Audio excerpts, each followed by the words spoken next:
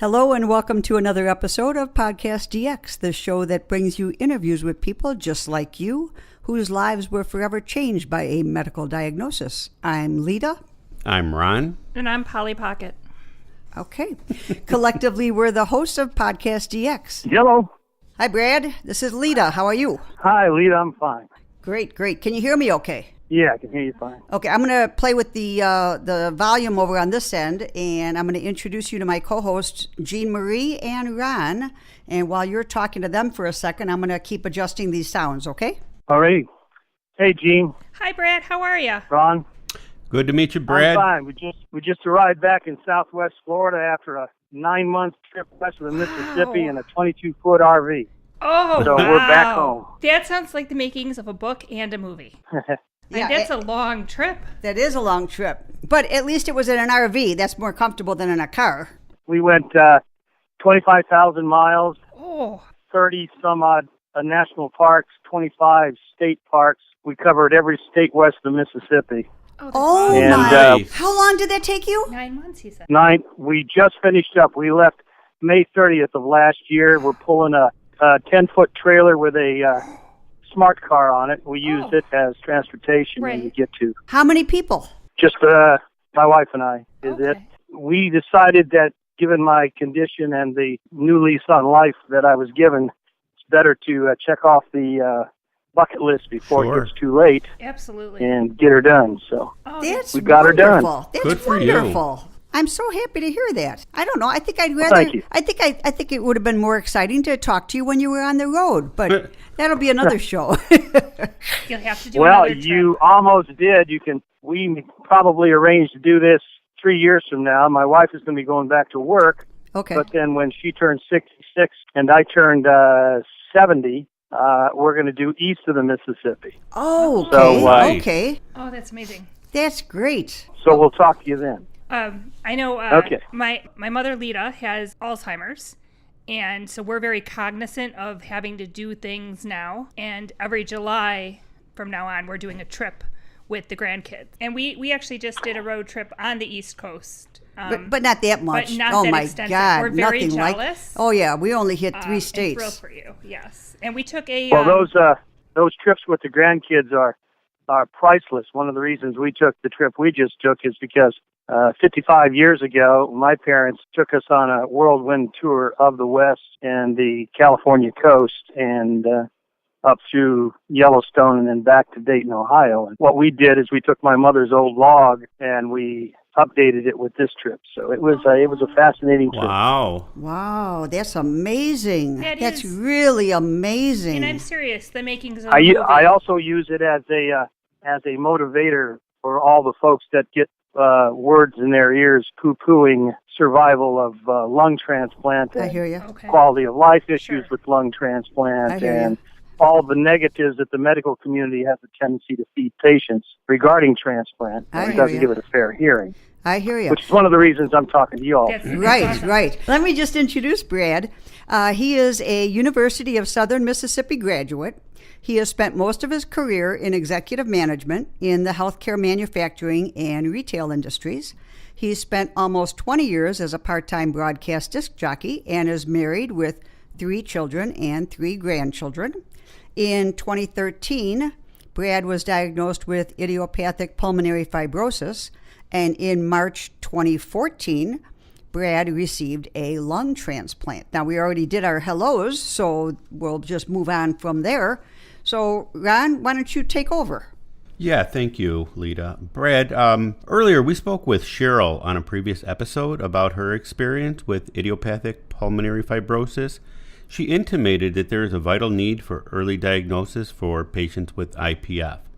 IPF is such a devastating progressive interstitial lung disease. Unfortunately, at this time, it has no known cause or cure. Could you tell us, did you hear of idiopathic pulmonary fibrosis prior to your diagnosis back in 2013? No, absolutely not. In fact, the diagnosis itself was stunning for a 61-year-old guy who was looking forward to a robust retirement, who then is informed that based on his diagnosis, he has anywhere between 18 months and 3 years to live, with the only other option at that time, a lung transplant. Okay. Great. And what symptoms first led you to the doctor, or was this a condition that was found by accident? Right. The symptoms that led me to the doctor was my wife and I were on a trip with family to the Great Barrier Reef in Australia. Wow, you guys like to travel. Nice. I was Nice.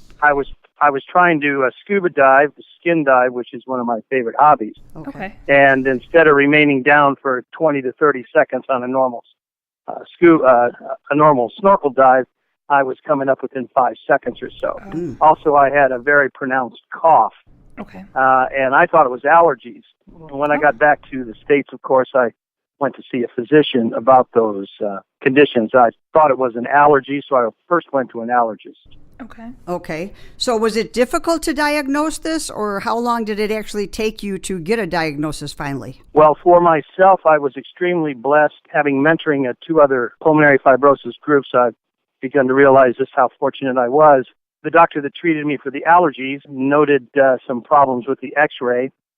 He sent me to a pulmonologist. The pulmonologist immediately sent me for a bronchial lavage, which is a lung wash. Based on that and my prior history of not having any issues whatsoever, he sat me down within 72 hours, 3 days, and simply said, Mr. Watson, you have 2 options. You have a death in 18 months to 3 years or a lung transplant. Here is a referral to a lung transplant hospital to get a medical workup to see if you're physically able to take a transplant. And here is a order for physical rehab for 90 minutes a day, 3 days a week, until when and if that transplant day occurs. That is. So I was fortunate. Fantastic. Yeah. So I was fortunate in that respect that I had a physician, age 51, who was extremely up on the IPF. No, I was just going to say, when we spoke with Cheryl about the IPF, she did mention that getting a lung x-ray is really the first step towards getting that diagnosis. Yes, and unfortunately, based on my experience over the last 5 years or so, the amount of pulmonary practitioners who are aware of IPF and aware of its diagnostic steps is usually utterly last in their roster of diagnoses. That's too bad. Diagnoses. Yeah, that's too bad. On our Facebook page at Pulmonary Fibrosis Open Forum on Facebook, there is an entry right at the top that gives the 6 steps to a diagnosis of IPF. Okay, the problem with idiopathic pulmonary fibrosis is the diagnostic steps are so simple that a lot of physicians, by normal practice, have a tendency not to consider them first. Okay. And instead they go through everything from unusual interstitial pneumonia to ILD, interstitial lung disease.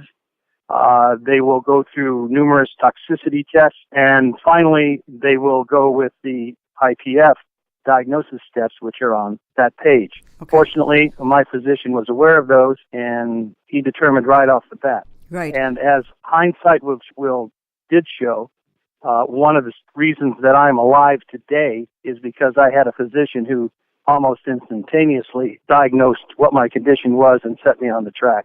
Time was critical. Yes. Where do you live? Oh, you live in Florida. So yes, we live. Right. We live just outside of Naples, Florida. My transplant workup was done at Tampa General Hospital. Okay. All right. So you are in region. Is that what region is that? Do you know offhand? Does that include North Carolina? I believe it does include North Carolina. Okay. But I personally elected to do my own due diligence and research in regards to transplant hospital. Sure. Okay. And I elected to be transplanted at Inova Fairfax Hospital. Okay. Just outside Washington, D.C., in Falls Church, Virginia. What led you to that decision? Well, there is a fantastic website for everyone who's considering a lung transplant. It's srtr.org. That's srtr.org. It is a site that permits you to contrast and compare all transplant hospitals across the United States by organ. Okay. I went there because their first-year survival rate was 97% for transplant. Oh, nice. Yeah. And also their level of patient care, their medium-sized program, was phenomenal. And also their transplant surgeon studied under a pioneer of lung transplant at Stanford and received his medical degree from him and had 25 years experience in lung transplant. Oh. So that site is an extreme value to anybody diagnosed with IPF who is considering a lung transplant. We will post that on our site as well to go along with this episode. Right. Yeah, on our website, every week we will have a page of information that people can go to. We put links, basically. I'll make sure that those links are on your page. And we'll also put a link on Pinterest and Instagram. Right. Yeah, we try to get the word out as much as possible. Very, very good, because my experience has been the level of lack of knowledge regarding IPF treatment patterns and how to go about a lung transplant is across the United States, in my opinion, having met and talked with hundreds of transplant patients, is abysmal. So the more information we can get out there, I think the more lives can be saved. Okay, and we are lucky enough to have a high percentage of people who follow the show and our social media who are medical students. They're currently in medical school to become doctors, and they realize that it's important not only to learn what their instructors are teaching them, but also to learn from patients themselves and just to integrate that into their care. So we'll make sure that we point this out to future doctors of America as well. I think it's a great idea. I myself was a medical guinea pig at Inova Fairfax. It's a teaching hospital. Okay. And I think the only way that, and I give seminars with doctors and pulmonologists to try to raise the awareness of IPF, not as a last-ditch diagnosis, but as a primary diagnosis. And there was a published medical report, I can't remember which journal, about 4 or 5 years ago, that stated that based on an analysis of diagnoses of lung diseases across the United States, that it was assumed that anywhere between 25 and 35% of all pulmonary fibrosis diagnoses were misdiagnosed instead of being diagnosed as IPF. Right. So the more knowledge we get to the medical community, I think the less and less suffering there'll be for those folks who are diagnosed eventually with IPF. What suggestions do you have for someone recently diagnosed with IPF? We, in our mentoring support groups for pulmonary fibrosis, mainly IPF, we have a group of advice that we give, 2 of which we repeat 3 times. First one, we tell folks that if you have an IPF diagnosis, the first thing you should do is apply for Social Security disability, checking the box or section of the application form that says patient will die in 3 years or less.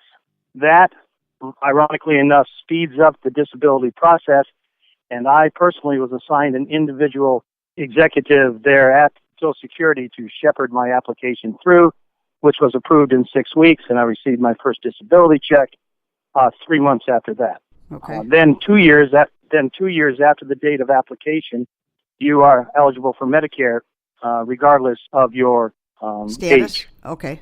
So from a financial standpoint, that helps a lot of people who may or may not have medical coverage and or may not have any other source of income. Sure.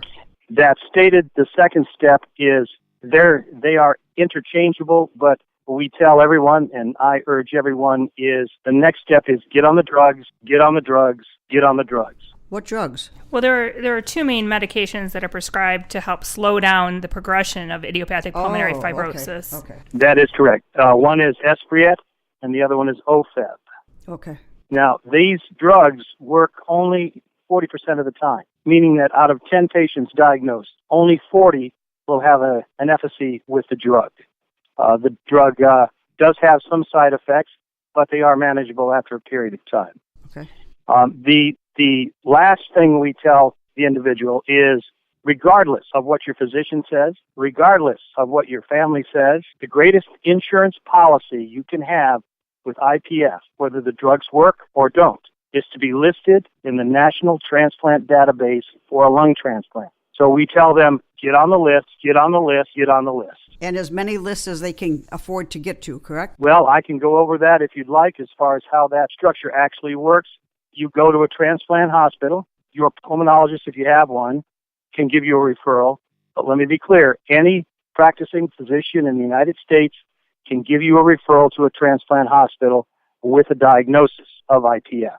That transplant hospital will run a battery of tests. I don't have the link with me, but Penn Medical, the University of Pennsylvania, Penn Medical, you can Google it, has an excellent site that shows the basic testing that is done to determine if a person is eligible for a transplant. Okay. The transplants, there's a fallacy out in the area of this subject that states that you can be too old for a transplant. There is no such thing as too old for a transplant.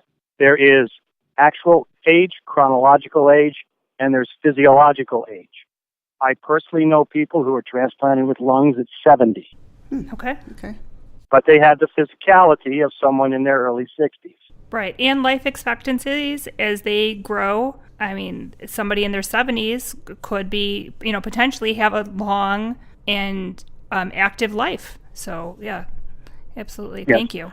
We have always been an advocate of getting to a transplant hospital and having a workup because, A, if you are refused because of other medical reasons, those medical reasons might be fixable. And B, if you are rejected because they don't want to take a chance on you, you then have a full battery of medical tests generally acceptable by most transplant programs across the United States to submit to other transplant hospitals. Correct. Smaller transplant hospitals have a tendency to veer away from cases they think might hurt their medical record as it pertains to Medicare. They don't want to drop below the 85%. The larger programs that do volume work, such as Tampa and Penn Medical, they have a tendency to accept cases that other transplant hospitals will not accept because they can fold in any of the bad cases they might have into that 85% acceptance rate. Right. I didn't realize so you can shop. Yeah, I really didn't realize that was important too. Yeah, and so even if you get turned down by one, you can actually go to another? Wow. Yes, absolutely.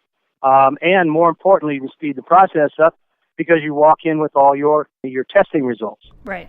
And so they don't have to redo it. They might add one or two, but in general, the medical groups, it's sort of standard in the industry, the medical groups for transplant, comprising a team of between 10 and 12 people from a psychologist all the way through to a social worker, as well as a transplant surgeon. They all meet once a week to consider all cases that are submitted. So within a week or two, you'll get an answer one way or another.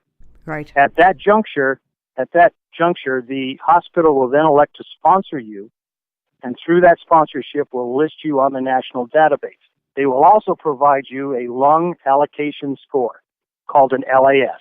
That score goes from 0 to 100. I tell everyone that I talk to about this issue of transplant is that even if you never elect to take the transplant, if you are accepted by a transplant hospital, you have gotten yourself a priceless insurance policy if something should go wrong. Mm-hmm. Right. And with IPF, it is an insidious and dangerous disease. If the drugs do not work, I have seen people crash in less than 90 days. Okay. IPF in general is considered to be some type of autoimmune that may or may not be genetically oriented, where the body is triggered to inflame the lungs, and then the white blood cells attack the air sacs in the lungs, and of course the lung doesn't regenerate. The white blood cells die in place, create a scab over the ducts, and the individual slowly suffocates to death. So there is no such thing as anyone telling anybody that you're not sick enough. Oh, yeah, yeah. And that is highly prevalent wow. in the field today wow. with patients who are told you are not sick enough. Wow. We tell all of our support people that are in our group is those three things are probably the most proactive things that you can do. And if you find out that you are not eligible for a transplant, that no one will give you a transplant, at least you know, and you can then plan the rest of your life accordingly. Sure. Right. But we have had physicians tell patients, you're 69 years of age, you're going to be dead in less than 3 years. These drugs probably won't work, so I suggest you get your affairs in order. Sure. How do you feel about treatments or, brand new treatments or medications that come about right now, after you've already had your transplant that could have helped you before you got the transplant? Does that make you feel like I wish I would have had it earlier, or are you just happy that they're coming up with new things as they go? Or are there any particular new developments that you're particularly excited about for the IPF community right. and patients? As far as the drugs are concerned, there are some studies underway now, particularly in Europe, that are trying to attack the actual genetic basis for pulmonary fibrosis. Great. Stop it in its tracks. One of the reasons I went for this, not only did I want to live, but my family pointed out the fact that if I buy 5 or 10 years, no telling what the medical results will be in regards to IPF and or in regards to transplants. Now, I would be remiss not to say that there are some negatives to lung transplant. But considering the other option is death, the negatives are somewhat minor. You mean as far as like taking anti-rejection drugs the rest of your life? Right. You must take anti-rejection drugs for the rest of your life. They may have a negative effect on your kidneys over a period of time, but there's always kidney transplant. Right, and you're already taking anti-rejection drugs, so right. Having to take a friend or a matching family member's lobe in your lung is very, very, very rare. It's not recommended. From the aspect of survival post-transplant, yes, the highly cited figure is that 50% of transplant patients are dead at 5 years post-transplant. But I always point out to folks that it depends on a plethora of patient-controlled items. Do you take your pills on time? Do you get your checkups? Do you drink an adequate amount of water? Do you go back and engage in the same lifestyle you did pre-transplant? Do you eschew hand sanitizer and doing things a little bit cleaner than you may have done before transplant? You have to exercise. You have to do things that are a little bit more attentive to the transplant itself. And I have personally shook hands with and have members of our support groups who are in their 13th and 15th year of lung transplant. There you go. That's wonderful. They're getting better and better at the drug dosages, which was another thing I look forward to. There are a handful of people in the United States which, believe it or not, are off of transplant drugs or almost off of transplant drugs with a small amount. And they're doing heavy research to determine why these people can receive a transplanted lung from another person and yet don't seem to go through the rejection syndromes. Wow. But suffice to say, an individual owes it to themselves with a diagnosis of IPF to at least pursue that.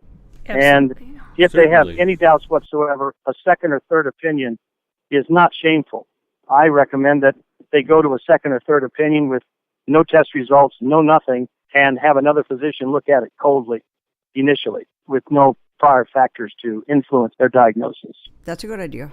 And I don't know if you've heard, but in September of last year, there was a report in the Alliance for Advanced Biomedical Engineering that the University of Texas Medical Branch, they have developed the first viable prototype of an artificial lung. And these bioengineered lungs were actually transplanted into adult pigs, and the pigs did fairly well. The next step in this process is for the pigs to return to the farm for 6 months to a year, and then the research will continue on, but that could also be another possibility, and then you don't have to worry about the rejection or anything. So there's always amazing advancements in medicine that occur every second of every day.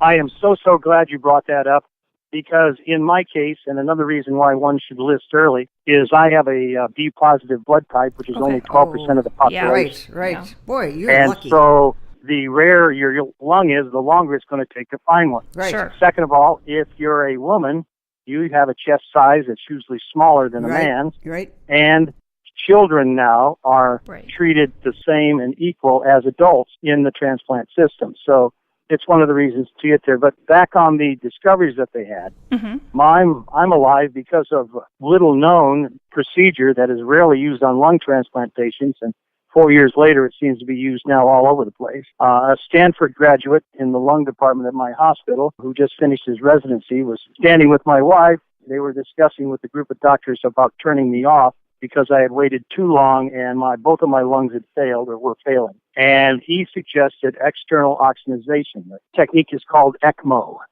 in which they literally pull the blood out of your body, reoxygenate it, and put it back in. Right. that technique bought me another 8.5 hours and basically saved my life. Wow. The other one that saved my life was the ex vivo, or what's called external infusion of a donor lung. Mm-hmm. And now lungs that are borderline are put on this machine and they're ventilated. They also have blood, a blood substitute put through them.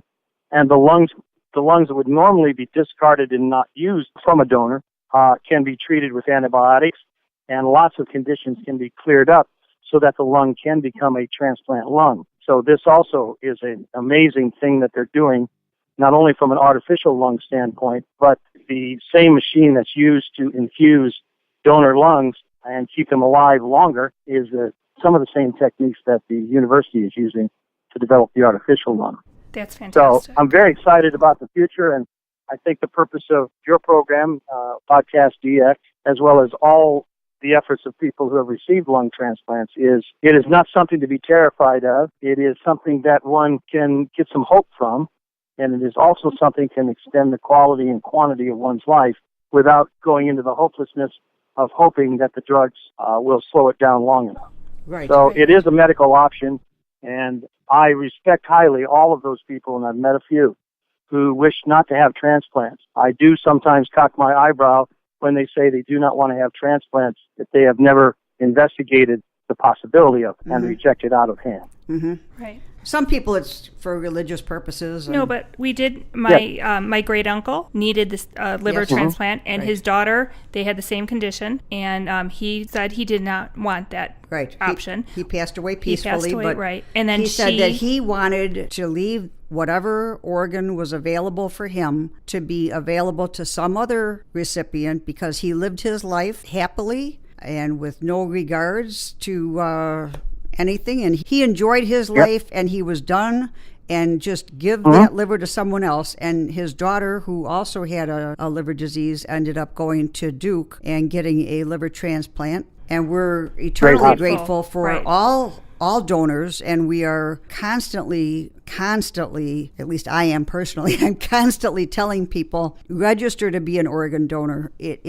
It's Absolutely. Really a life-saving event that you can do before you leave this world. Let your family know in advance so that it doesn't come as a shock. I personally represent, every time I talk to someone about this subject, I personally tell them that they're talking to a miracle. I would not be alive without the grace of God, the grace and the foresight of a donor, the best medical team I could find, and my lovely dear wife, because you need a support group.